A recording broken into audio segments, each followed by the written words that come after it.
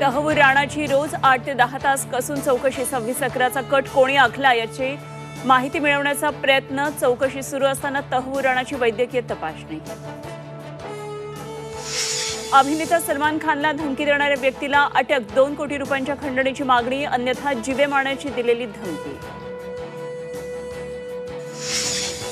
अश्विनी बिद्रे हत्याकांड प्रकरणात आरोपी अभय कुरुंदकरला मदत करणारे पोलीस अडचणीत येण्याची शक्यता। कुरुंदकरची पाठराखण करणाऱ्या पोलीस अधिकाऱ्यांची नावे न्यायालयामध्ये सादर।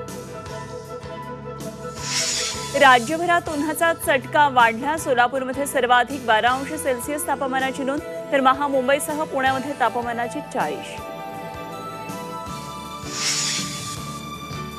राज्यातल्या धरणांमध्ये फक्त 41% पाणीसाठा। पुणे विभागात सर्वात कमी। कोकणामध्ये 50% जलसाठा। तापमान वाढीमुळे चिंतेचे ढग।